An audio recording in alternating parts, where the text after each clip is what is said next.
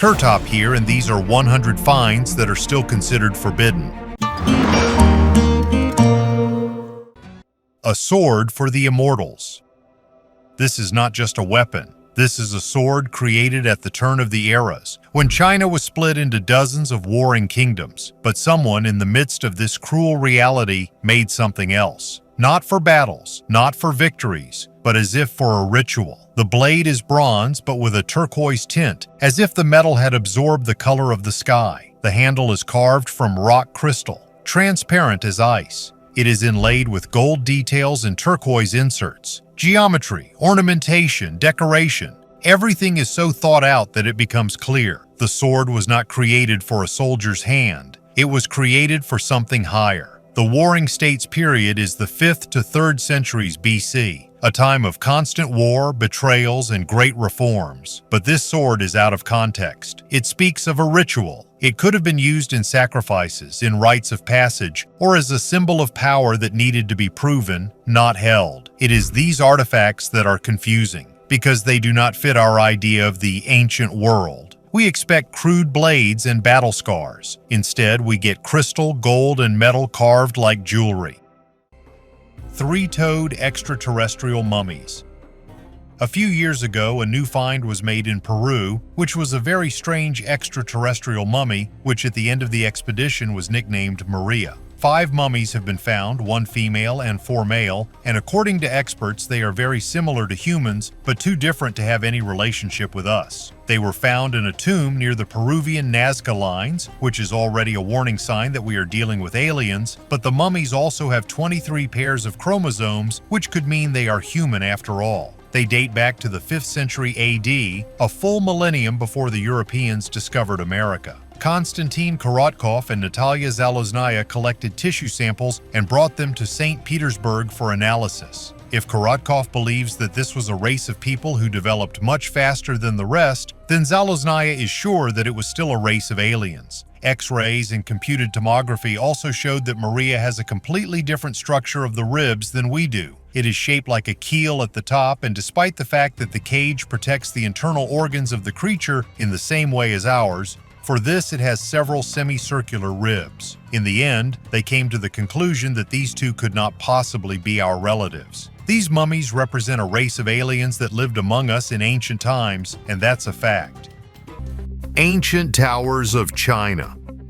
In the foothills of the Himalayas, there are amazing stone towers. Some of them are used by local residents as stables and barns, while others are simply abandoned. They started talking about the towers only in 1998, when the French researcher Frédéric Daragon drew attention to them. Frédéric studied these mysterious towers for 5 whole years. She sought information about them from local residents and Buddhist monasteries, but found nothing. As a result, she found references to the towers in Chinese chronicles and records of European travelers of the 19th century. It turns out that the foothills of the Himalayas have long been inhabited by tribes who lived in isolation from each other. Their languages and dialects developed separately, so the history of the towers may have been forgotten. Himalayan towers are unique in their strength. They withstand earthquakes thanks to a mixture of stone, brick, and wood. The towers have different shapes: square, polygonal, and even star-shaped with 12 peaks. They are 600, 1,000 years old, and some are even older. Frédéric suggested that some of the towers served as a symbol of wealth. The inhabitants of the wealthy villages that traded with China could build them as a demonstration of their wealth. Other towers may have been watchtowers, as they stand near trade routes and the entrance to them is at a height of several meters.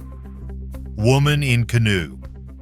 800 years ago, mourners buried a young woman in a ceremonial canoe to send her on her last journey to the land of the dead in what is now Patagonia, according to a new study. This discovery disproves the theory that canoe burials could only have been used after Spanish colonization and confirms ethnographic and historical evidence that they were practiced throughout pre-Hispanic South America. The remains were found at an excavation site called Nuyan Antug, near Lake Lacar in western Argentina. The wooden canoes of the time, known as wampos, were hollowed out using fire. According to the analysis, the woman at the time of death was from 17 to 25 years old, but the cause of death could not be determined. They also found a jar near the head and almost 600 charred pieces of wood from a single Chilean cedar. The find is indeed unusual because most canoe burials were for men. Previous research has shown that burying people in canoes was part of a ritual to allow the dead to make their final journey through mystical waters to another land known as No Malafkan, where they would live in a place known as the Destination of Souls. Monastery in Sudan, decorated with Christian frescoes.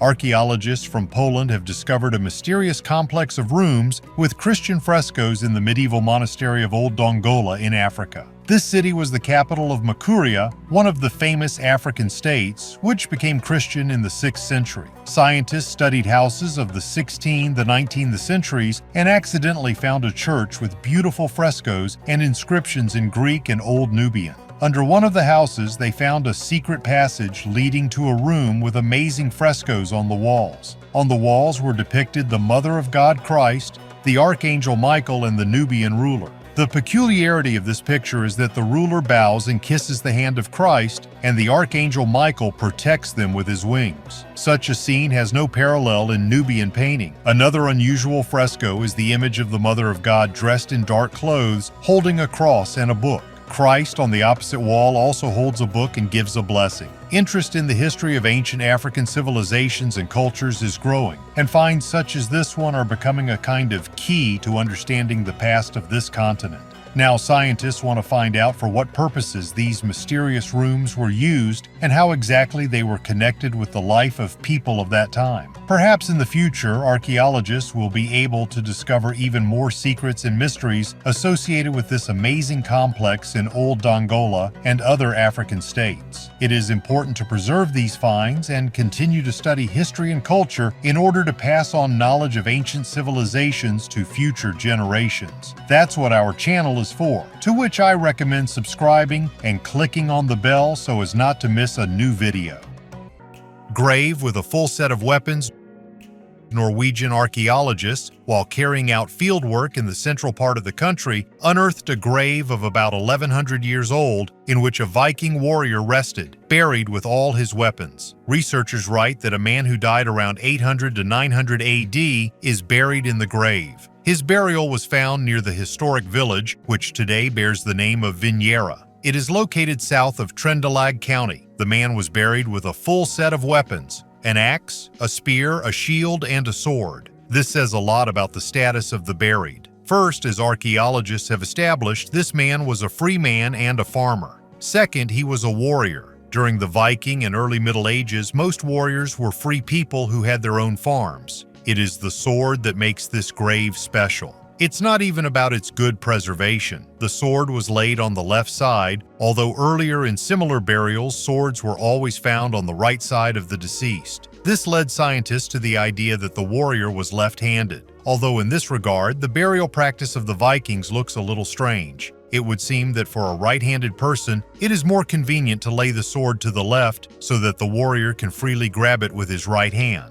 However, these weapons were always stowed to the right. In this case, the ritual was broken. By the way, the grave of the alleged left-handed warrior partially overlapped the graves of 3 other warriors buried in the ditch. It surrounded one of the large mounds. These people obviously did not enjoy great honor and respect. In addition, in ancient times, burials were often used several times. In the same ring ditch, archaeologists discovered a 4th grave, which surprised them. Probably a woman was buried there, who was cremated either at an early stage of the Viking Age or before it. Funerary gifts were found in this burial: a well-preserved bead, an oval brooch, and scissors. It was from these artifacts that the sex of the buried person was determined. Inscription in Old Russian.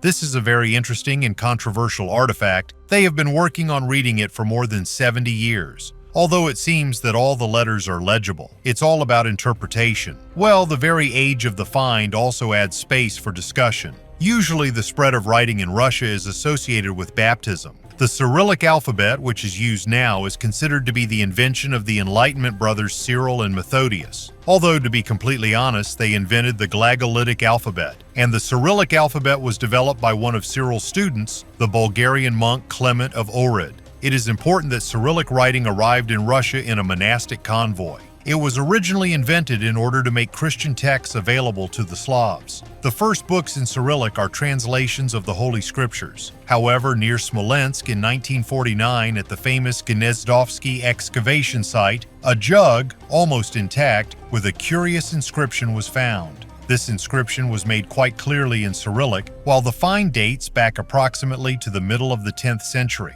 That is, the Cyrillic text was applied to the jug several decades before the baptism of Russia. This text is very short, just one word. It looks like this. All letters are written clearly, very clearly visible.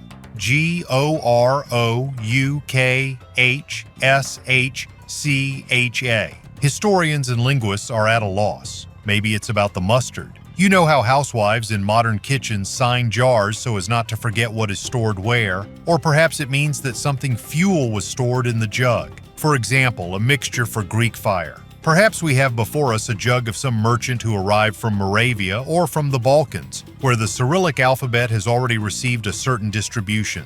Then he could use this new but already very convenient alphabet for the Slavs to sign his property. Accidental discovery of Tutankhamun's tomb.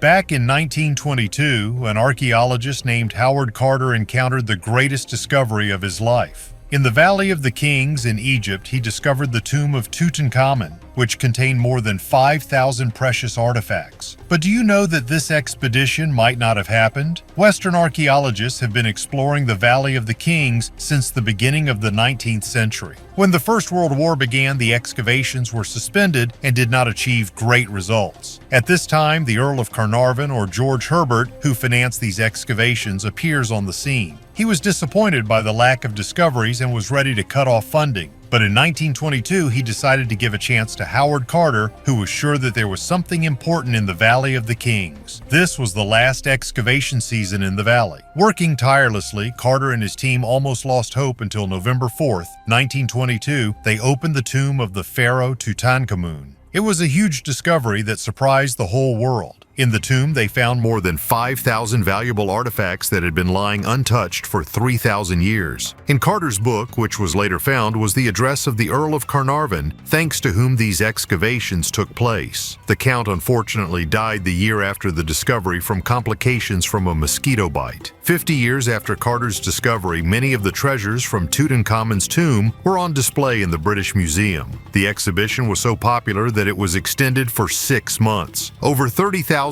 people visited it in the first week. On the first day of the exhibition, people stood in line for more than 14 hours to see these unique artifacts. Interestingly, in 1921, Howard Carter was a guest of the Earl of Carnarvon in his castle. This is confirmed by the population census of the time. It's funny that the profession of an archaeologist was not mentioned in Carter's documents. He was called an artist. After Tutankhamun's tomb was completely cleared in 1932, Carter decided to retire from archaeology. He died 7 years later. There was an amazing story about how perseverance and self-confidence led to one of the most important discoveries in the history of archaeology. The path to discovery is not always straight and easy, but it is stories like these that show that even the most difficult obstacles can be overcome. Remains of an ancient man. Georgia is the birthplace of the European. Yes, dear Germans, Italians, and French, you heard me right. You all come from Georgia. In the 90s of the last century, a real sensation was found on the territory of this country. Female and male bones whose age was about 1.8 million years. Scientists dubbed the found Zezva and Mazia, gave the new species the name Homo georgicus, Georgian man, and proved that these are the oldest representatives of the Homo genus after those found in Africa. This allows us to authoritatively state that European civilization originates precisely in Georgia. Rare giant book. Here is one of 12 giant books from the 18th century written in Spanish. Its size is impressive, almost a meter in length. These books were created for religious ceremonies and contain detailed scripts for the services. Leather binding, wooden covers, pages made of tanned animal skin. All this made the book not only durable but also a symbol of the greatness of the church. Such manuscripts were intended for use in churches where priests and choirs could read the text from afar. That is why the letters are so large. Today, this rarity is kept in the National Autonomous University of Mexico. Scientists and restorers carefully study it, trying to preserve it in its original form. These books are a real window into the past, allowing you to see what liturgical texts looked like and what the attitude to writing was in the era of colonial Latin America. 600-year-old kitchen.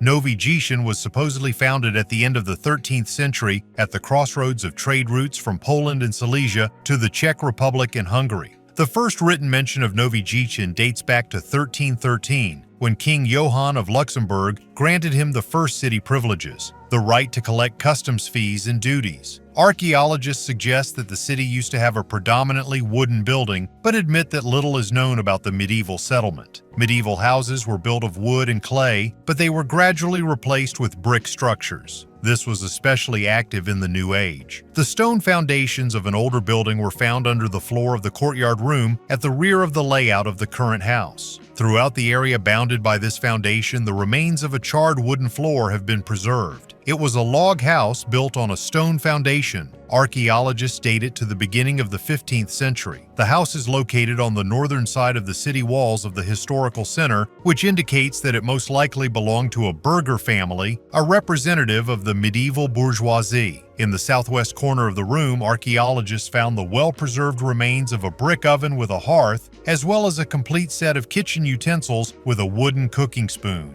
They mark the perfect condition of the medieval utensils. The ceramic pots are intact and with original lids. It looks like they were washed and left to dry on the hearth. Among other artifacts, glass rings were found that could be part of a women's necklace, a spring lock for a door or chest, and an iron pitchfork with 3 teeth. The finds are now undergoing the process of conservation, after which they will be stored in the Novaya Ichinsk Museum.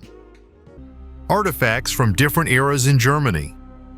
Searching for objects and treasures with the help of metal detectors is popular all over the world. In some countries, such searches are prohibited. It often happens that newbies are lucky, which happened with one metal detector in northern Germany. He came across an 800-year-old hoard of gold jewelry and silver coins. The treasure was gigantic and tells us about the active trade relations in the area. The hoard consisted of a dazzling collection of artifacts, 2 very high-quality gold earrings set with semi-precious stones, a gold-plated pseudo-coin brooch, 2 gold-plated rings with stones, a fragment of a ring, a small previously gold-plated perforated disc, a ring brooch, and about 30 silver coins. Archaeologists have been exploring the Schleswig-Holstein region, and in particular the city of Haithabu, which has been listed as a UNESCO World Heritage Site for decades. Haithabu was destroyed and abandoned around 1066. Prior to that, it was the second largest Scandinavian city and was important to the Vikings between the 8th and 11th centuries. Someone deliberately buried a bag of jewels in this place. The treasure hunter accidentally found a treasure in a place that had previously been studied several times. Archaeologists immediately arrived at the site and excavated.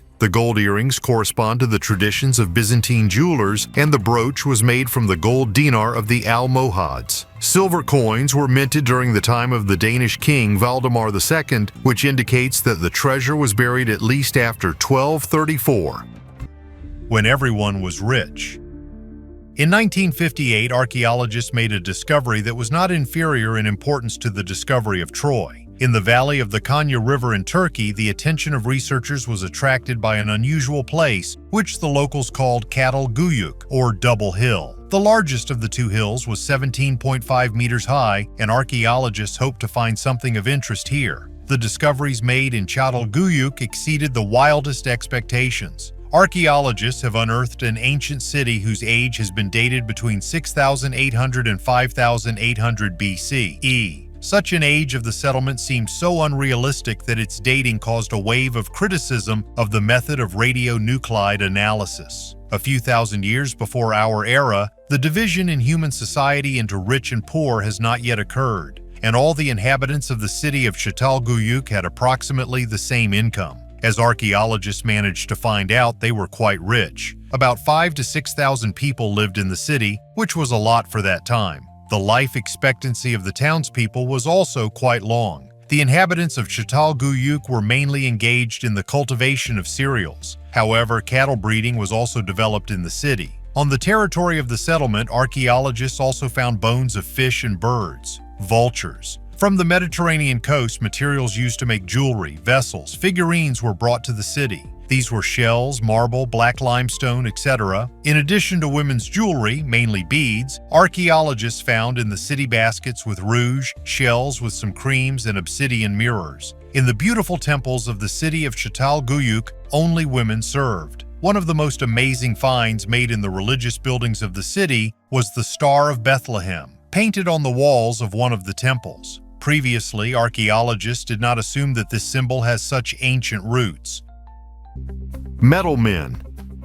Back in 1719, in the usual mining town of Falun in Sweden, everything went on as usual, until the miners who came on shift stumbled upon a strange find. It was a human body. The young man looked as if he had just died. In general, corpses are a common part of life. They do not surprise anyone. But this dead man seemed to be both flesh and metal. It was as if every millimeter of his body had been treated with something and applied the thinnest layer of metal. This was beyond the power of even a skilled craftsman, because every single hair on his body was covered with metal. The management of the mine did not know what to do with the unusual find. The corpse was exhibited in a local museum, whose visitors took the unusual exhibit as a miracle, believing that the man was metal during his lifetime, almost like a Tin Woodman or Terminator. One day, the grandchildren brought an elderly lady to the museum. She stood in front of the exhibit for a while, clutching her chest because she recognized her fiancé, Mats Israelson, in the find. It's been about 40 years since they last met. The guy was in a hurry to go on a date with the bride, but he never showed up at her place. They searched for Mats for some time. Gradually, the parents calmed down and reconciled. Friends forgot about him. The girl married another guy. Probably on the way, he met criminals who killed him and threw the corpse into the mine. The deceased should have been buried, but the local authorities realized that they could make money on it. There were a huge number of people wishing to visit the museum, and tourists came from neighboring countries. As they say, money has no smell, but the exhibit kinda does. Under the action of air, the metal layer began to thin and evaporate, and the organic matter started simply decomposing. In 1749, the body was buried, but after 10 years, they dug it up again and returned it to its original place. Only in the 30s was he finally buried forever, leaving a wax copy in the museum.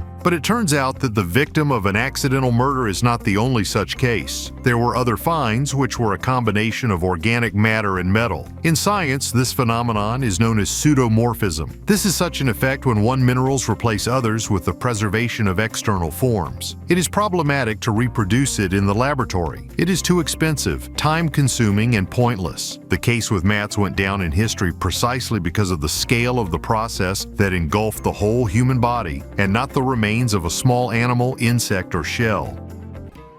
Mammoth tusk carving technology.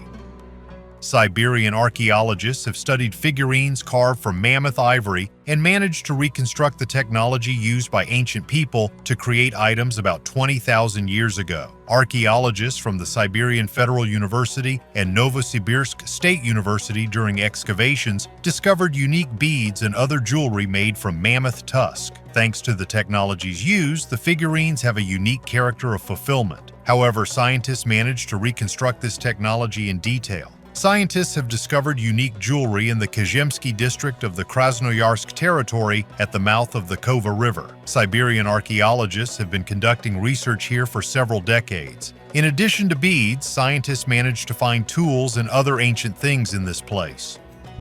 Knights versus snails. Medieval manuscripts are not only sources of knowledge, but also a real treasure trove of mysterious and funny illustrations. Among them, marginalia deserves special attention. Strange drawings on the margins of manuscripts. And one of the most curious plots that can be found in English and French books of the 13th, the 14th, the centuries is a battle between a knight and a snail. Why did the monks who copied the books need to depict such an absurd scene? One explanation is simple boredom. The monks amused themselves by decorating the pages with grotesque drawings, and gradually this became a kind of art. But such illustrations could also have hidden meanings. Perhaps the snail symbolized cowardice. Like a knight in armor, it hides in its shell. Some historians believe that this is a satire on the slowness of the aristocracy, or even a mockery of certain political groups. Be that as it may, these strange scenes still cause debate among researchers, and the battle between the knight and the snail remains one of the most mysterious medieval miniatures. terrible child sacrifice. Archaeologists find evidence of human sacrifice in all corners of the globe, but what they saw in the north of Peru in the vicinity of the ancient capital of the Chimu people, Chan Chan, shocked even experienced researchers. The remains of 269 children with traces of cut wounds on the sternum and ribs. Who and why committed this terrible murder? In total, the remains of 269 children from 5 to 14 years old and 3 adults are be found in 2 adjacent graves. They all perished more than 500 years ago in the course of carefully thought-out sacrifices. Perhaps such rituals, neither before nor since, have known the history of the world. In 2011, the owner of a local pizzeria shared surprising news. His children and local dogs began to find human bones sticking out of the sand in a nearby vacant lot. He begged the archaeologists to find out what was the matter. At first, Prieto thought it was just a forgotten cemetery, but having unearthed the remains of several children wrapped in shrouds and received their radiocarbon dates, 1400 to 1450, the archaeologist realized that he had stumbled upon a large-scale and terrible burial. It is not so easy to resurrect the events in Huanchaquito, mainly because scientists know very little about the Chimu culture. Light on the mystery of Huanchaquito sheds, hardened silt in which the victims were buried. Thick layers of silt indicate prolonged heavy rains. The people of Chan Chan depended on well-established irrigation systems and coastal fishing, but the rise in sea temperature and heavy rains caused by this climatic phenomenon could shake both the political and economic foundations of the Chimu Empire. Perhaps the priests and chieftains decided to perform a mass sacrifice in a desperate attempt to plead with the gods to stop the flood and the famine. Jane Eva Baxter, an anthropologist at DePaul University in Chicago, supports the hypothesis that in the eyes of the Chimu, children could be one of the most valuable gifts that could be presented to the gods. Ancient hair.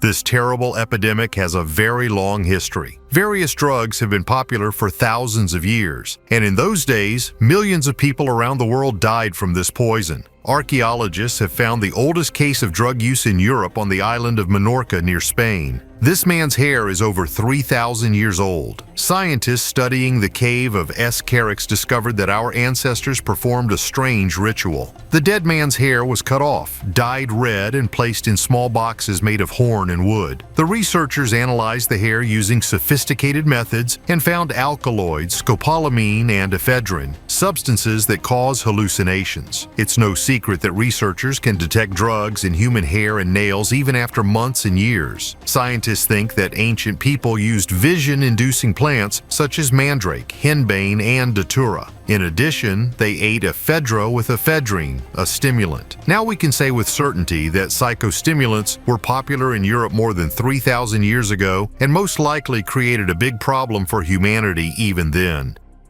The Guardian of Moho.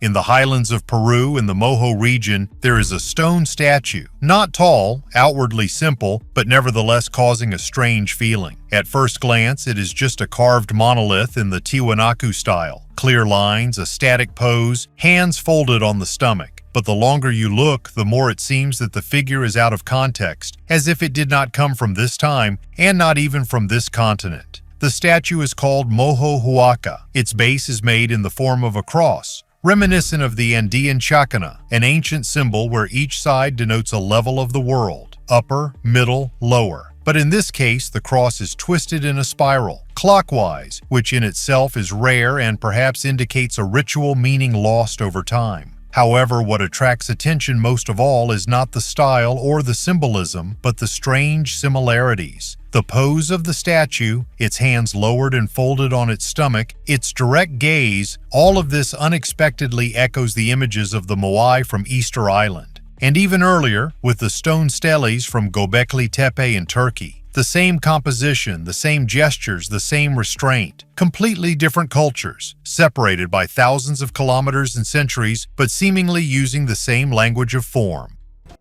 Ancient Roman safe chest.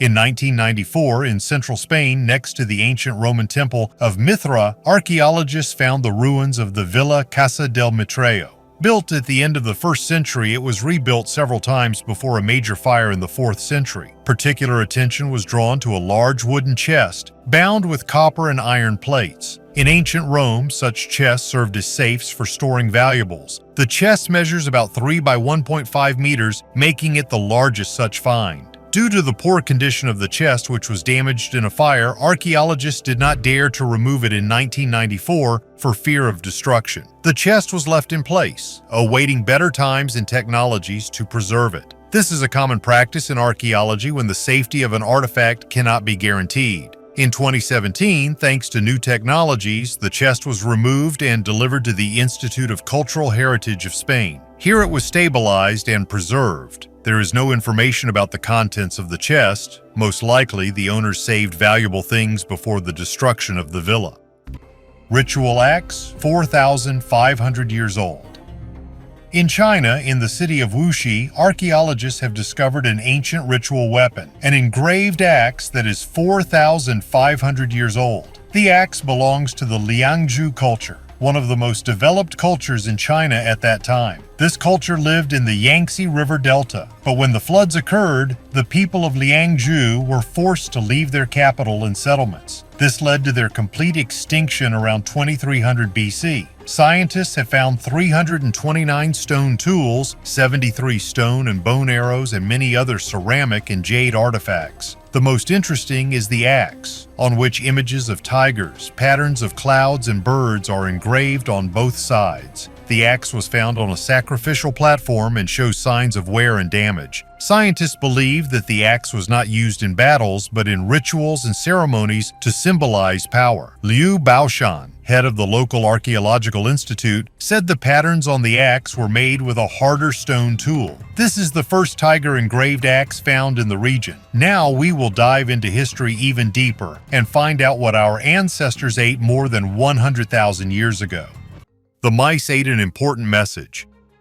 Archaeologists sometimes make such amazing discoveries that they are hard to believe. One of the most unusual discoveries was an ancient Greek letter that was eaten by mice. It was written on a wooden tablet and contained an order to kill the messenger. The researchers were never able to prove whether this order was carried out. Letter written between 257 and 248 BC belonged to a man named Epharmostos. He sent it to his brother Zeno. The letter said, "Greetings. The letter you wrote to Menon about Calicon's money was eaten by mice. You will do me a favor if you write quickly so that Calicon will not be delayed. Goodbye." The ancient Greeks often wrote letters on various topics: family stories, news, love letters, political views. Letters were an important means of communication and literary expression. The first mention of writing in Greek literature appeared in Homer's Iliad, where Praetus gives a tablet to Bellerophon. In the 6th century BC, Herodotus describes the correspondence between King Amasis and the tyrant Polycrates. Letters were written with a reed pen and ink on papyrus, which was then rolled up and tied with thread. Official documents were sealed so that only the addressee could open them.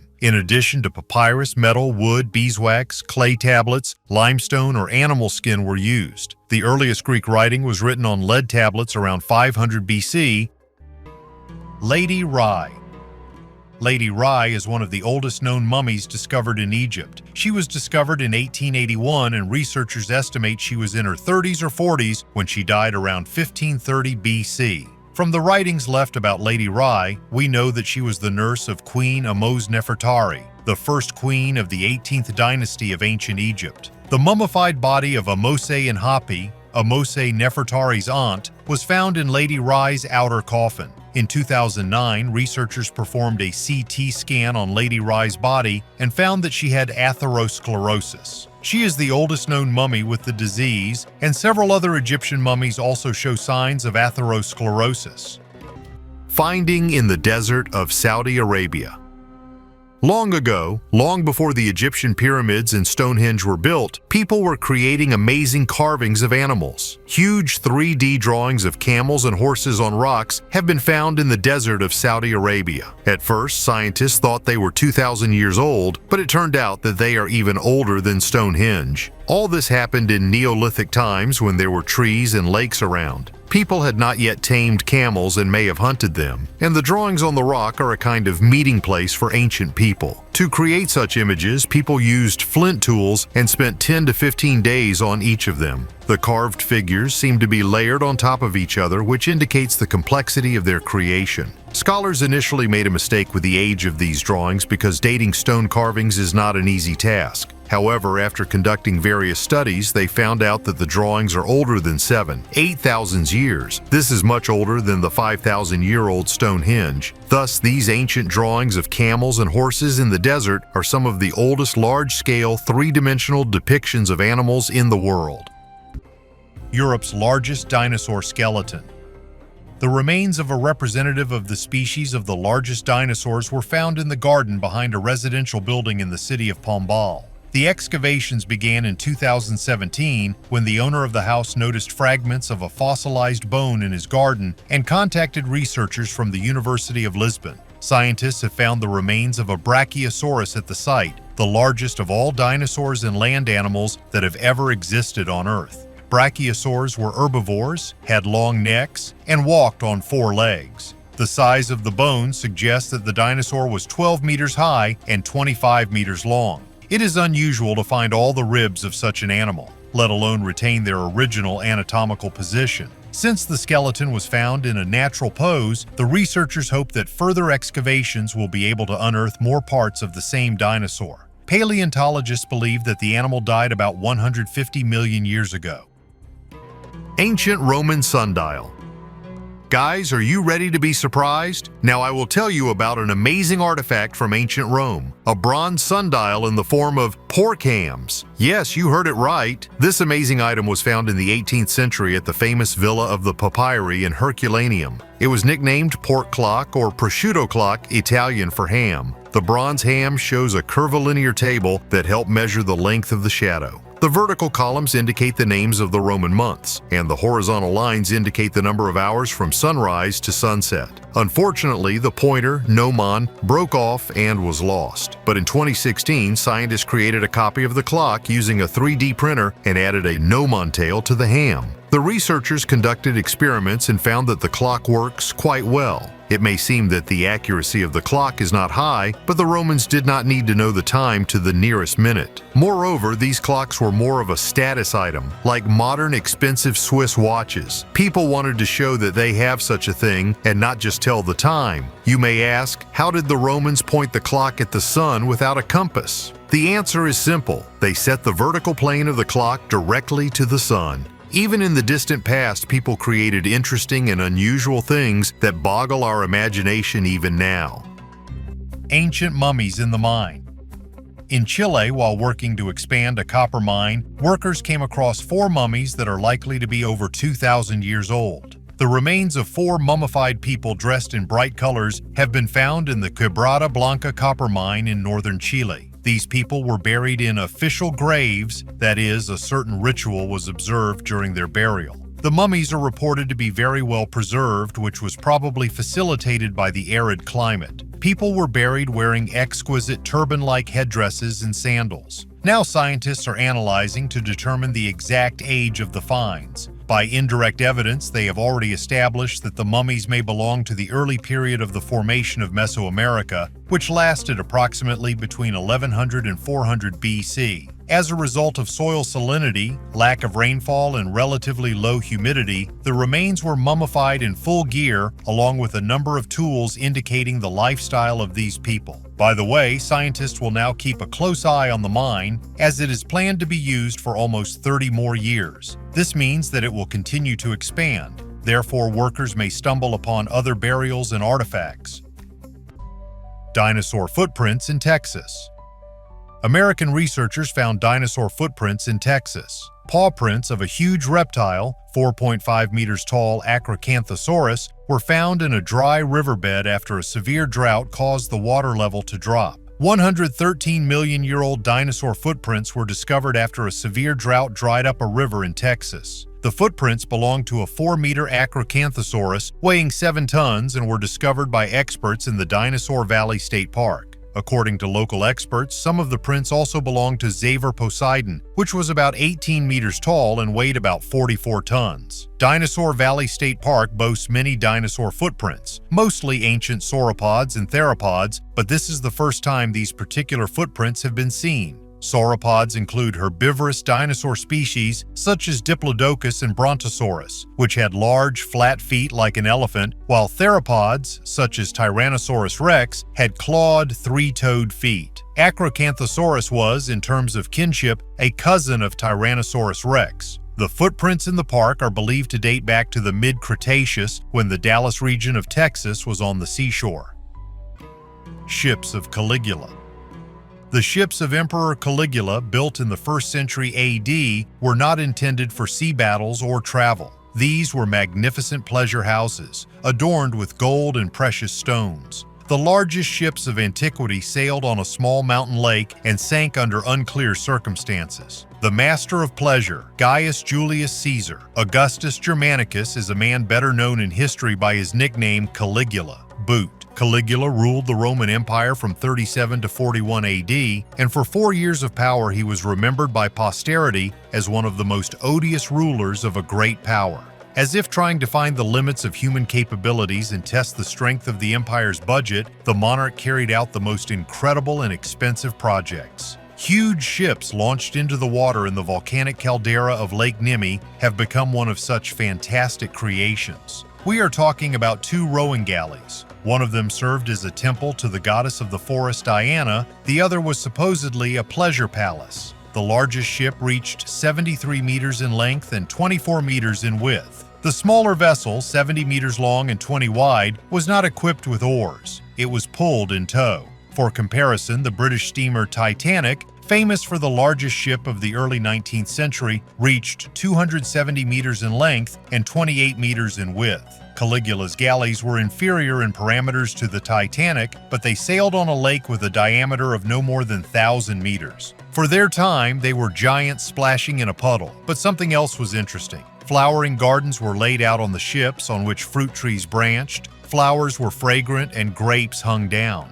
There were also baths, pools, a revolving stage, and palaces with rooms for slaves and guests. Communications included plumbing with cold and hot water, as well as warm floors. Of course, the entire interior was skillfully decorated with heads of wild animals, patterns, and noble metal. Jewels glittered on the oars. The roofs of the palace and the temple cast gold in the sun, stood on marble columns, and covered the amazingly beautiful mosaic floor. Statues stood here and there, bas-reliefs and paintings adorned the walls. The stage, which consisted of revolving platforms, was of amazing beauty and functionality. Their design used a ball-bearing system, which was reinvented only towards the end of the 19th century. And all this splendor existed 2,000 years ago. One can only guess and envy what holidays Caligula celebrated there. The skeletons of the ships, which are remarkably preserved at the bottom of the lake thanks to the solidity of the ancient Romans, were exhibited in the museum. The museum was destroyed in 1944 either by the Germans or by the Americans. Historians disagree. However, not all is lost. According to the researchers, most likely another ship rests at the bottom of the lake, reaching a length of 122 meters. It seems that the main sensations are still ahead of us.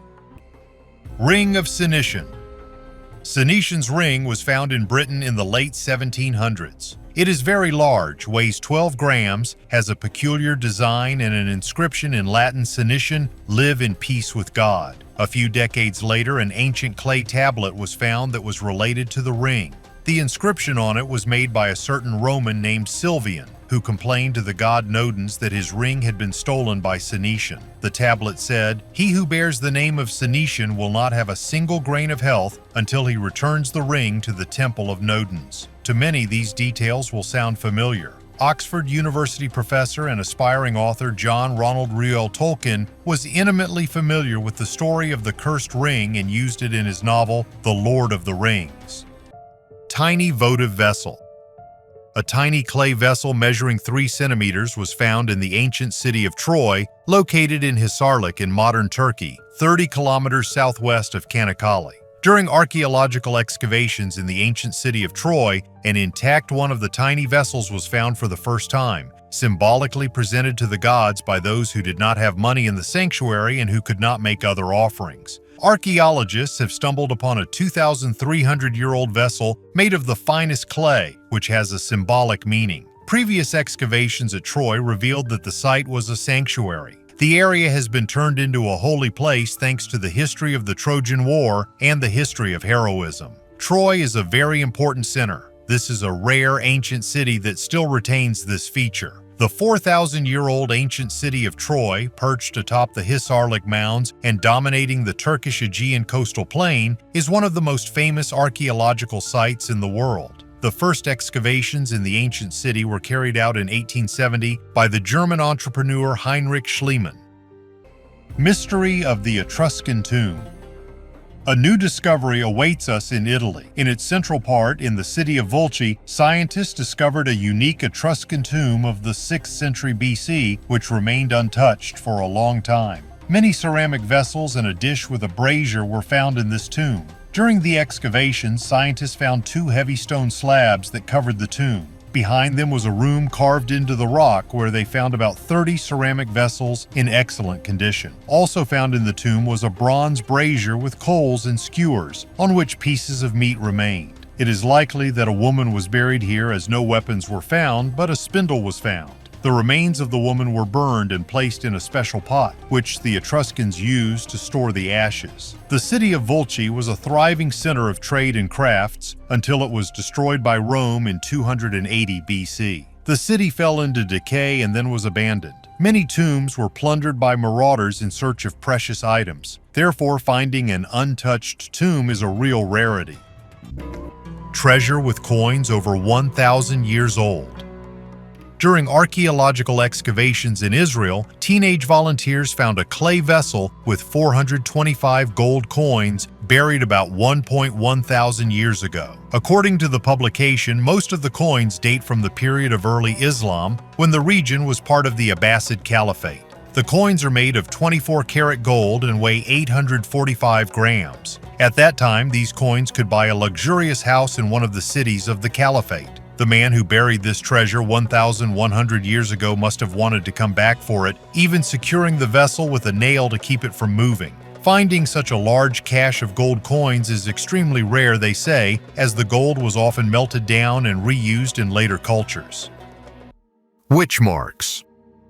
On the eve of Halloween, representatives of the English State Commission on Historical Monuments made a curious statement. Dozens of mysterious symbols were discovered in one of the best-preserved medieval estates in England, Gainsborough Old Hall. They are called witch marks, although they are associated with witches only in folklore. Gainsborough Old Hall, built in 1460 by Sir Thomas Burgh, is located in the east of England. This impressive estate, not inferior to royal residences, served as a home for the rich and influential Burgh family. They often had to defend their lands from neighbors, and at various times Henry VIII himself visited here. In 1542, he visited the estate with his 5th wife, Catherine Howard, who was soon accused of treason and executed. Perhaps this place also played a role in the fate of Catherine Parr, his 6th and last wife. The building has retained many elements of its medieval appearance, the main hall with a unique roof, the kitchen, and the tower. However, the researchers were attracted by the mysterious signs on the walls. It took 2 years to study them, and interesting facts were revealed. Most of the symbols are in the servants' wing, but some are in the main hall. Among them, the pentagram associated with the imposition of curses and the inverted name Hickman, the owner of the estate since the 16th century, stand out. In Anglo-Saxon and Roman times, it was common practice to change names and spells, but for the Middle Ages, this find is unique. However, most of the symbols are so-called witch marks. These are circles with patterns that were supposed to scare away demons and protect the house from evil forces. Despite the name, their main purpose is a talisman. The signs, for example, could symbolize traps for evil or be used in rituals of sympathetic magic. Often the owners of the buildings also burned the walls to protect the house from fires. More than 100 such traces were found at Gainsborough Old Hall. Village where Egyptian tomb builders lived. Near the popular Valley of the Kings, where the ancient Egyptian rulers found peace, there is a lesser-known location, the village of Deir el-Medina. This is the place where the builders lived, who for decades created the tombs, including the tomb of Tutankhamun and about 100 other tombs. They also carried out the maintenance of the same tombs. The ruins of Deir el-Medina are located on the other side of the Nile opposite Luxor, and for 3 millennia, no one has lived in this settlement. The village became famous in the early 20th century, and interest in Deir el-Medina increased after Tutankhamun's tomb was found by Howard Carter. 2 Egyptologists, the Frenchman Bernard Briere and his student Jaroslav Cerny from the Czech Republic, created a detailed report on life in Deir el-Medina, which covers about 400 years. This is how long the village existed. Deir el-Medina was abandoned in the 11th century BC due to the looting of the tombs of the pharaohs, the reduction in food supplies, and the instability of life. But thanks to these ruins hidden in the sands, scientists have been able to describe the life of the working class of ancient Egypt. In its best times, the settlement consisted of 68 brick houses, standing on a stone foundation. The houses were painted white, and the windows in each dwelling were built high to reduce the amount of sun that entered the house. Usually in such a building there were 5 rooms, and in terms of area it occupied about 70 square meters. It is believed that the village was built specifically at a distance from other settlements in order to keep the skill of building tombs a secret. As already mentioned, the main occupation of the inhabitants of Deir el-Medina was the construction of tombs for the pharaohs and their loved ones. In addition, they were engaged in other crafts such as making jewelry, household items, clothing, etc. Artisans were organized into guilds, which were involved in setting the rules and norms of production, as well as resolving disputes between craftsmen. Mori Whip. Captain James Reddy Clendon was one of the first European settlers in New Zealand. He promoted dialogue between the indigenous Maori people and the European colonialists, was the chairman of the First Bank of New Zealand and the first U.S. consul in the country. The Clendon House Museum contains many items and artifacts, many of which once belonged to the Maori tribe. Apparently, the thief who once climbed into the museum did not know that all Maori artifacts bring a curse to those who mistreat them. He stole a Mori Whip with a handle made from whalebone. The stolen thing returned to the museum a month later. It was personally handed over by a friend of the thief, saying that before that the gates to hell had opened. All misfortunes fell upon him. The thief was never charged, given that the whip returned, and the thief had already been punished by some higher court. Diseases that killed ancient Egypt. Thousands of years ago in the eastern Mediterranean, several Bronze Age civilizations at about the same time were on the verge of collapse. The ancient kingdom of Egypt and the Akkadian Empire collapsed, and a widespread social crisis broke out in the ancient Near East and the Aegean Sea, which manifested itself in population decline, destruction, a decrease in trade, and significant cultural changes. In remains excavated from an ancient tomb in Crete, in a cave called Agios Charalambos, a team led by archaeogeneticist Gunnar Neumann of the Max Planck Institute for Evolutionary Anthropology in Germany has discovered genetic evidence for the existence of bacteria responsible for 2 of the most serious diseases in history: typhoid fever and plague. Therefore, according to the researchers, the widespread diseases caused by these pathogens cannot be discounted as a contributing factor to the social changes that were so widespread from about 2200 to 2000 BC. Yersinia pestis is the bacterium responsible for tens of millions of deaths, most of which have occurred in 3 devastating global pandemics. It turned out that this bacterium has been infecting humans since at least the Neolithic period. Last year, scientists discovered that a Stone Age hunter-gatherer likely died of the plague thousands of years before there was evidence that the disease had reached epidemic proportions. Knossos board game. The rules of this game have been lost to time, and to this day, no one knows how it was played. This artifact was discovered during excavations of the Palace of Knossos by British archaeologist Arthur Evans. Knossos, located on the island of Crete, is considered one of the oldest cities in Europe, and the game found dates back to around 1600 BC. Made of precious materials such as ivory, crystal, glass, gold, and silver, the game was not only an expensive pastime, but also perhaps a symbol of the high status of its owner. Archaeologists suggest that the game could have been used not only for entertainment, but also for rituals or divination. Some researchers even hypothesize that the complex patterns on the board may contain astronomical or mystical elements, which is of interest to supporters of the theory of the alien origin of ancient knowledge. Perhaps this mysterious board game once helped people communicate with higher powers or even with extraterrestrial civilizations. Scientists prepared meatballs from mammoth meat. Artificial meat company Vow has recreated a prehistoric mammoth meatball. The meat was derived from available DNA and from an elephant, the closest living relative of the mammoth. As a result, the meat was grown from 20 billion cells and turned into minced meat. This is a unique product created from cells of non-traditional species. Although scientists think the meat could be tasty, they are afraid to eat it, fearing that the ancient protein will be deadly. The mammoth meat farming project took a couple of weeks. Vow originally planned to recreate dodo meat, but did not find a suitable DNA sequence. The main goal of the company is to demonstrate the potential of biotechnology and artificial meat as an alternative to animal slaughter. According to the company, large-scale slaughter of animals is one of the causes of global warming. The environmental impact of cultured meat production will be substantially lower than that of traditional meat production. When growing artificial meat, 45% less resources are involved. Some companies, such as Good Meat and Upside Foods, are already approved in the US. Good Meat Farm chicken is also sold in shops in Singapore. Holy Grail of the Nazis. In 2001, a Bavarian diver found a pot made of 10.5 kilograms of gold at the bottom of the local Lake Chiemsee, 70 kilometers east of Munich. The artifact had value in itself, but the researchers were confused by the coinage made in the style of Celtic counterparts 2,000 years ago. In particular, scientists were well aware of the so-called Gundestrup pot. Discovered in 1891 in the Danish peat bogs, a superbly preserved silver vessel with rich Celtic decoration. It has been dated to the first millennium BC. However, after the examination, it was found that the pot from Chiemsee was made relatively recently, most likely in the 1930s. Further, it turned out that a certain Alfred Notz, a jeweler of the Munich company Theodor Hayden, told in the 1960s before his death that in the early 1930s he made a certain golden pot weighing about 10 kilograms by order of Albert Pitch, a major industrialist and director of the Elektrochemische Werke Munich.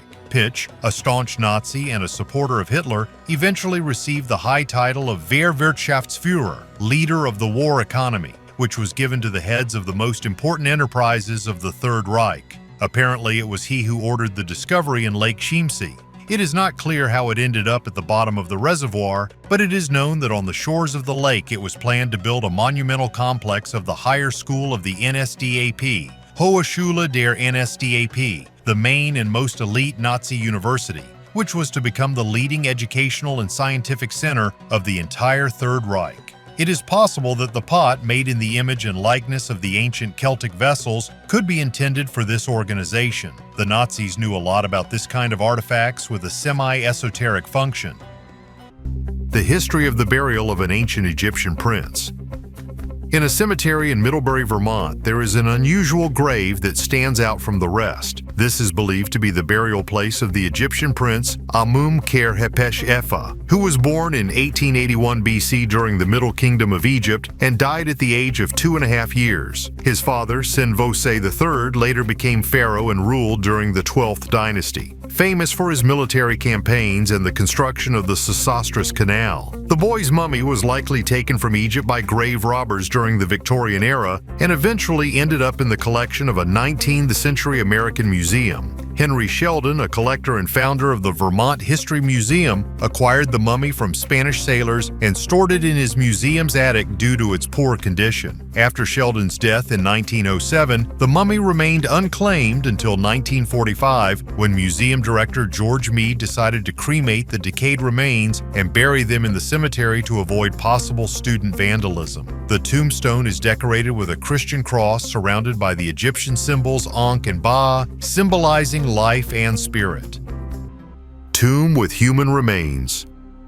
Incredible discovery straight from the heart of Oman. Archaeologists have found an ancient stone tomb in the desert, which is over 7,000 years old. Just think about it. It was so long ago that even dinosaurs have already become extinct. In this tomb, they found the remains of dozens of people who lived in those ancient times. This place is located near the city of Fun in the center of Oman, close to the coast. But do not think that there are palm trees and sandy beaches. Around only a harsh rocky desert. Archaeologist Elizabeta Danielisova and her team from the Czech Institute of Archaeology in Prague have been digging in the sands of Oman for years, unearthing the country's ancient secrets. They even discovered a stone axe that could be over 1,000,000 years old. Can you imagine what secrets these stones can hold? But their research is not limited to just one tomb. They also study ancient drawings on the rocks nearby. These drawings were made thousands of years after the tomb was built. What will they tell us about the lives of those people who lived here thousands of years ago? We don't know yet, but we'll definitely find out later.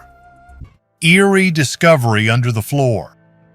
An ordinary day for Amelia turned into a real investigation. She noticed that one of the floorboards in her house was loose and decided to lift it to find out the reason. However, instead of a simple breakage, strange objects were found under the board. An old coin from 1904 and a small golden book. Opening the book, she discovered that the pages were unusually thick. Inside were old photographs, creepy images of the house, dark shadows in empty rooms, and mysterious portraits. Perhaps the house holds dark secrets of the past, or maybe the photographs have simply aged. However, Amelia herself was seriously scared by the discovery. She admitted that since then she has felt anxious and wants to know what other secrets her house is hiding.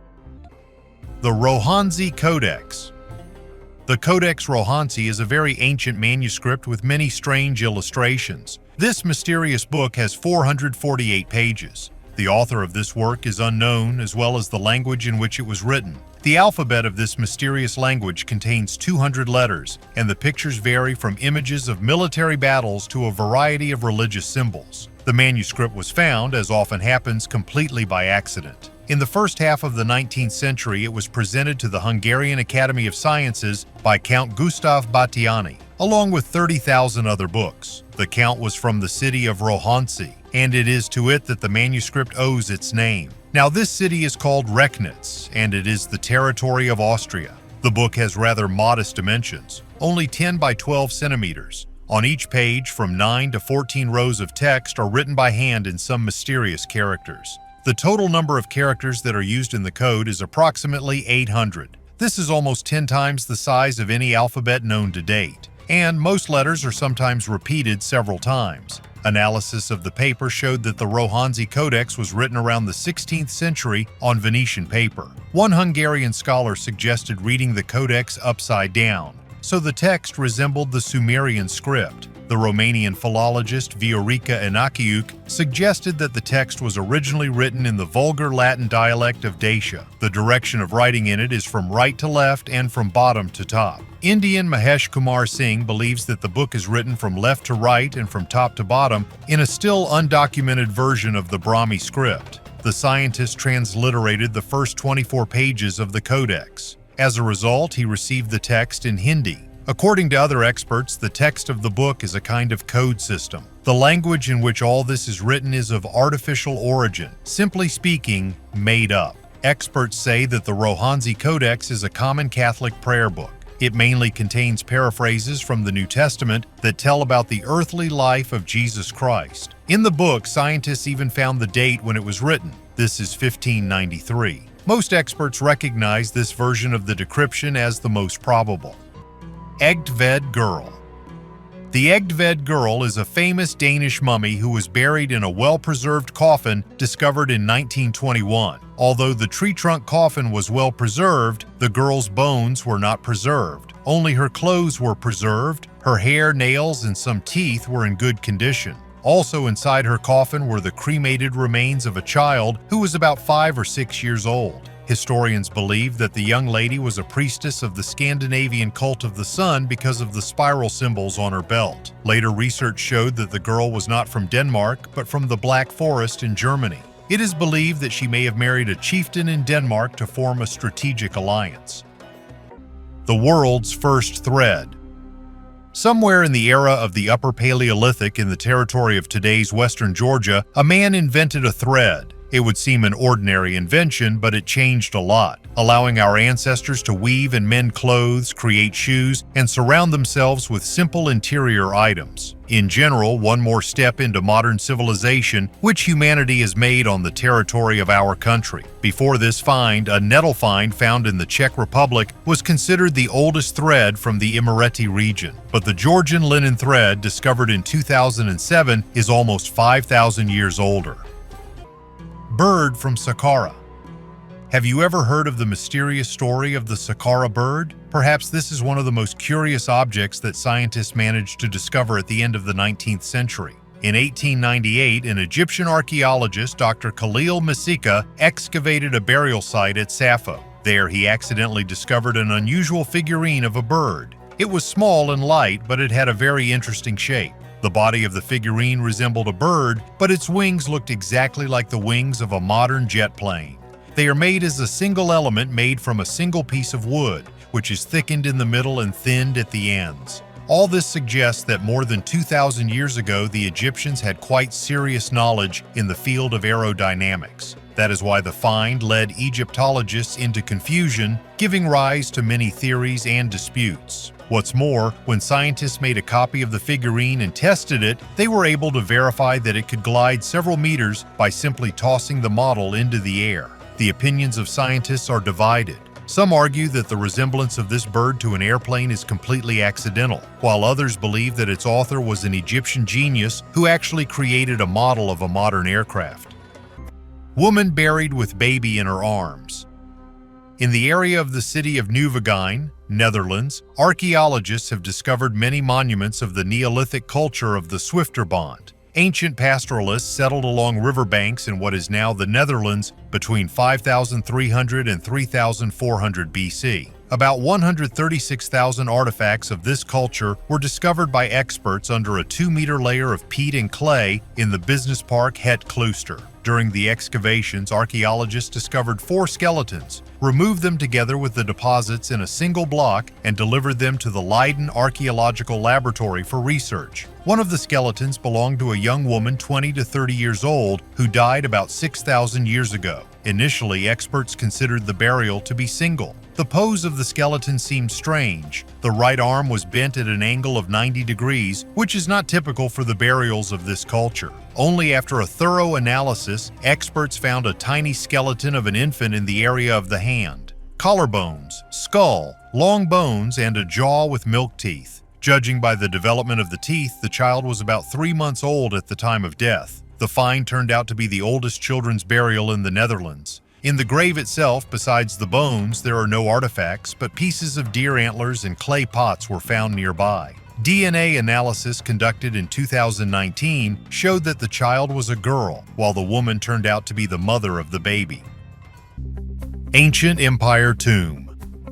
The history of China is unique and very interesting. It seems to me that much more needs to be said about this amazing country, so that everyone associates archaeology not only with ancient Egypt. So a few years ago, archaeologists found an ancient tomb in China, built during the Jin Empire. This empire was located on the territory of northern China and today's far east of Russia. Workers discovered the stone tomb in 2019, 650 kilometers from Beijing. Archaeologists have learned that the tomb is decorated with figures of lions, sea anemones, flowers, and guardian spirits. One figure of a woman, the other of a man. Inside the tomb are bricks that look like carved wood, possibly without paint. The remains of 3 people were found in the tomb. 2 adults, 50, 60 years old, and 1 child, 6, 8 years old. In the same place, researchers found a land tag with inscriptions showing that the tomb was built between 1190 and 1196. At that time, this region was under the rule of the Jin state. The imperial family came from the Jurchens, a semi-nomadic people of northeastern China. Today, their relatives are Manchus and Evenks. In 1207, the population of this state was 53 million people. Information about the age of the tomb will help date other structures in the region. From China, we will go to Israel, where another terrible burial awaits us. Mystery of the Creepy Little Mermaid revealed.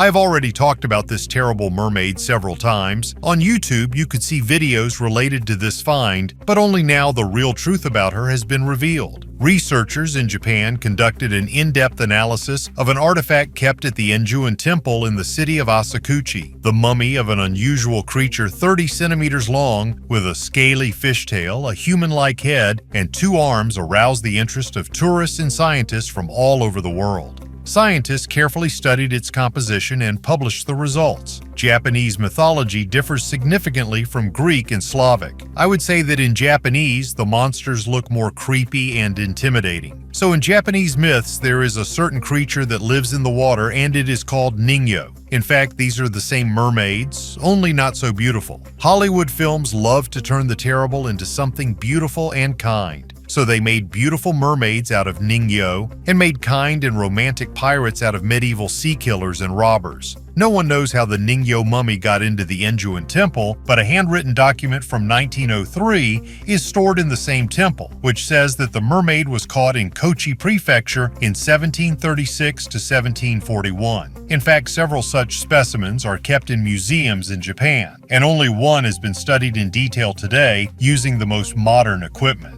Scientists have used all possible methods to examine the mummy, and now they can say with confidence what it consists of. Typically, such Frankensteins were made from the skeleton of a monkey and a fish, but in our case, the skeleton in the upper part of the body was absent. Scans revealed that the object was made of cloth, cotton, and paper coated with a mixture of charcoal and sandpaste. The head is mostly cotton and covered with what looks like plaster. The hair on the head is animal hair, and the scales are from 2 kinds of fish. The upper part of the body is covered with the skin of a puffer fish, and the lower part is covered with the scales of one of the types of croaker. The fingernails are made from animal horn, and the sharp-toothed jaw used to belong to some kind of carnivorous fish. Radiocarbon analysis of fish scales showed that it was made after the 1800s. Of course, all this turned out to be fake, and in nature there are no mermaids, no Ningyo. But this object will not cease to be a valuable exhibit in the museum. In any case, the mummy is made of very high quality and thought out, which is why it was able to survive for 200 years.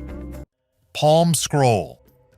In 1938, an amazing discovery was made in India. Ancient palm scrolls containing extensive knowledge about medicine, astronomy, and other sciences. These scrolls are over 4,000 years old, making them one of the oldest libraries in the world. The contents of the scrolls are striking in their diversity. From medical treatises describing the treatment of various diseases to astronomical records detailing the movements of planets and stars. These scrolls represent an invaluable cultural heritage that provides a window into the world of ancient knowledge and practices. They confirm the high level of development of science and medicine in ancient India. Of particular interest is the technique of their creation and preservation. Palm leaves, carefully processed and recorded, could store information for thousands of years.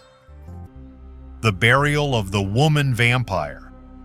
In the practice of archaeologists, sometimes there are deviant burials. They stand out due to the funeral rite that differs from the generally accepted in this culture. So the dead could be buried outside the cemetery or deprived of some parts of the body. The appearance of deviant burials could be influenced by many reasons related both to the belief system and to the circumstances of life and death of people buried in an unusual manner. One of the categories of non-standard burials are the graves of the so-called vampires. Archaeologists believe that such burials contain the remains of people who were feared by others. They were afraid that the deceased would rise from their graves. To prevent this from happening, the dead were put stones in their mouths, mutilated, and even nailed to the ground. In addition, the placement of sickles and scythes on the neck or abdomen was practiced. They could appoint a vampire for an unusual appearance, witchcraft, suicide, or the first victims of epidemics. Polish archaeologists from the Nicholas Copernicus University in Torun, led by Professor Dariusz Poliński,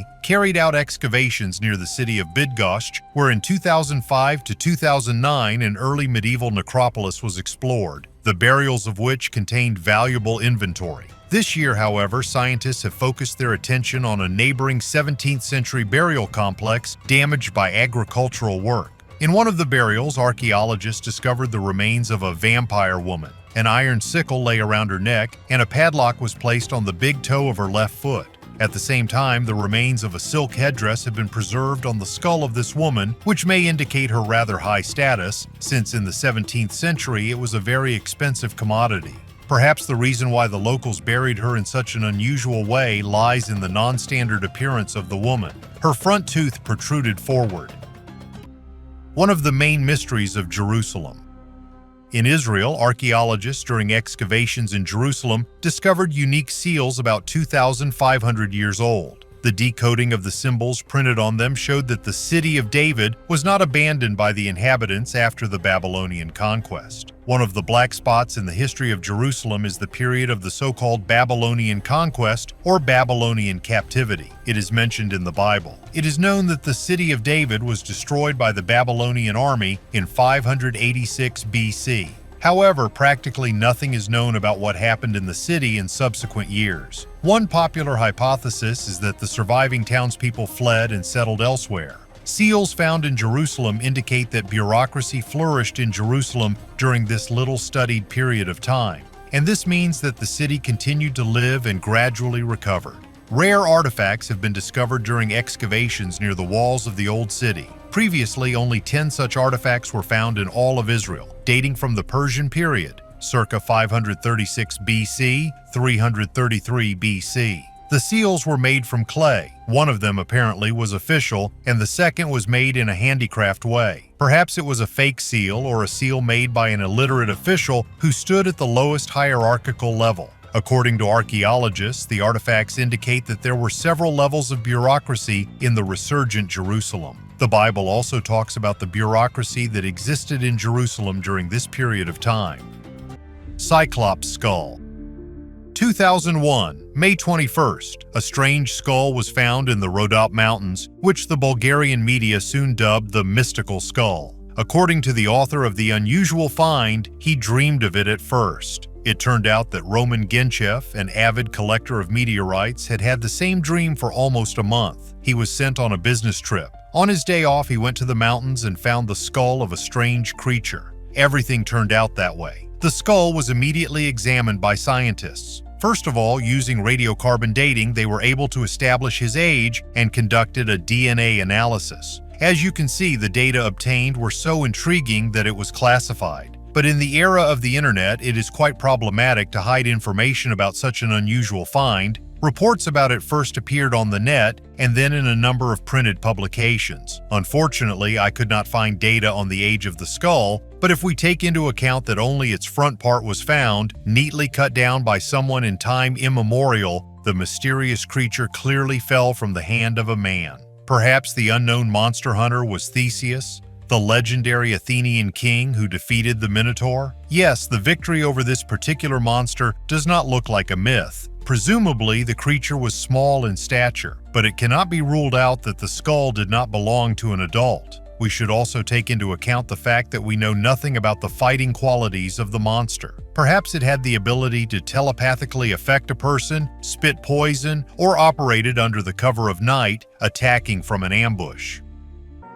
The oldest natural mummy on the planet.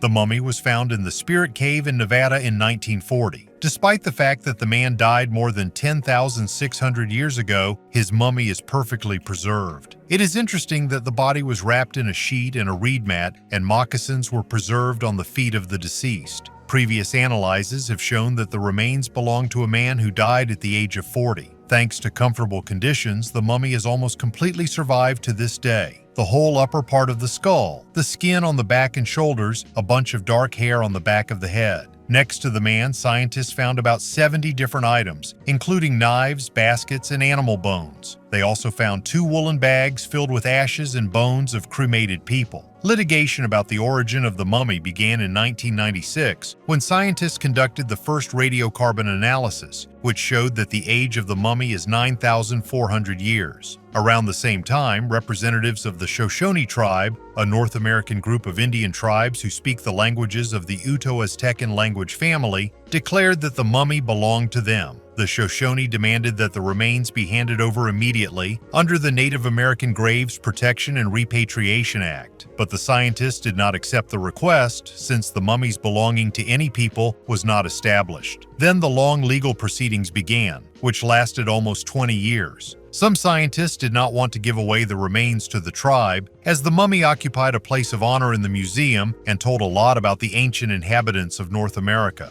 2 years ago, representatives of the Shoshone tribe gave specialists permission to conduct the first genetic analysis of the mummy. The analysis showed that the remains of the man are indeed of American origin. Scientists explained that this mummy was extremely important for the tribe since the Cave of Spirits has a sacred meaning for them. The mummy has now been officially handed over to the tribe.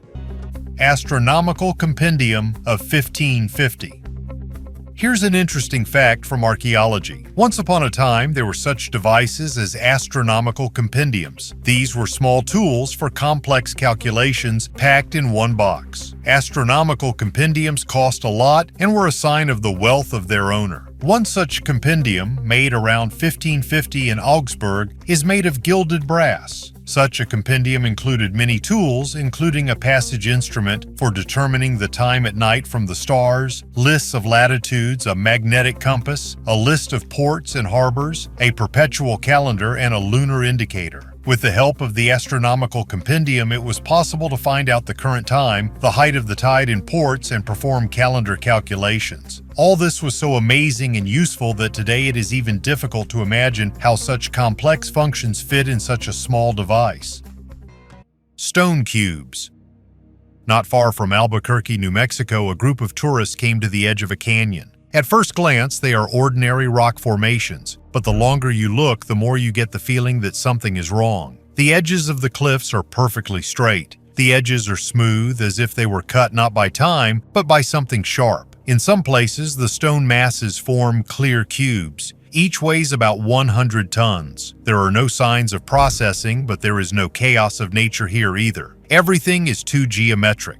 Comparisons immediately began online. Someone remembered the Bimini Road in the Bahamas, mysterious stone slabs going underwater. Someone, the megaliths of Baalbek. But still, the main reaction is the same. It looks wrong, too right to be natural, too unwieldy to be man-made. Scientists, of course, can explain a lot. Weathering, crystal geometry, pressure, faults. But visually, it is not convincing, because when you stand next to these forms, you do not get the feeling that nature did this. The question arises, if it is really artificial, then who did this and why? This is not the first and not the last place where nature seems to accidentally depict someone's work. But sometimes there is a suspicion that everything is the other way around, that it is not nature that imitates technology, but we who have not yet understood who was here before us. Neuralgic bronze figurines. These figurines with horned helmets shed light on mysterious people whose origins are still controversial. In the 12th century BC, the Mediterranean faced a catastrophe, the invasion of the so-called Sea Peoples, who united to attack the major civilizations of the Bronze Age. These warlike peoples, described by the Egyptian pharaoh Ramses III, attacked such great powers as Ugarit, the Hittites, Cyprus, the Canaanites, and even the mighty Egypt. It is with their invasions that the Bronze Collapse is associated, the disappearance or weakening of many great states. One of the most mysterious tribes among the Sea Peoples are considered to be the Shurdans, or Shardana. In Egyptian images, they are depicted in horned helmets and armor. However, the most interesting thing is the connection of this people with the island of Sardinia. In the Phoenician inscriptions on the Nora stone, Sardinia is referred to as Srdn, the same name used by the Egyptians to refer to the Shurdans. This theory is supported by the neuralgic bronze statues found on the island. They depict warriors with the same horned helmets as in the reliefs of Ramses III and armed with shields and swords. This raises the question, were the Shurdans originally from Sardinia, or did they settle on the island after their campaigns in the eastern Mediterranean? While historians continue to study the artifacts, this mystery remains unsolved and gives rise to many hypotheses about the role of the Shurdans in the disappearance of Bronze Age civilizations. Burial with round graves. In Osaka, in preparation for the construction of a new railway station, a burial with round graves was discovered, in which 350 people were buried. The place where the excavations are being carried out is called Umeda's Tomb. This is one of the 7 burials in Osaka known to scientists. In addition to round graves, archaeologists have found vertical burials which contain the remains of several people. Scientists believe that people who died as a result of illness could be buried in common graves. The burial dates from the end of the Edo period, which lasted from 1603 to 1868. Also, bones of piglets and horses were found at the site of the burial ground. A cat bone was found in one of the human burials. Now all human remains are sorted and analyzed. After that, they will be reburied in a new place. Detailed description of the made-up artifact.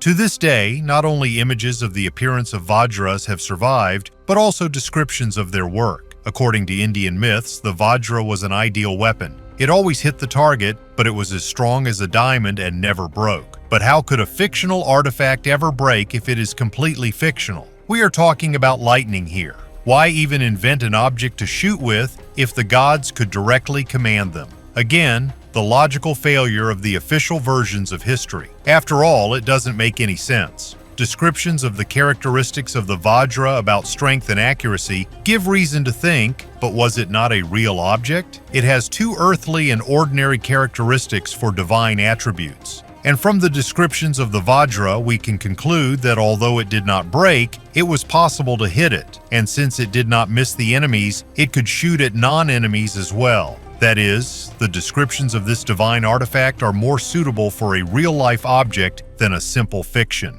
In my opinion, the official versions of history now have so many logical failures that it is easier to believe in the Indian Mahabharata than in them. And to learn more about the ancient finds of archaeologists, I recommend that you subscribe to our channel and click on the bell. Thanks for your views. Bye everyone.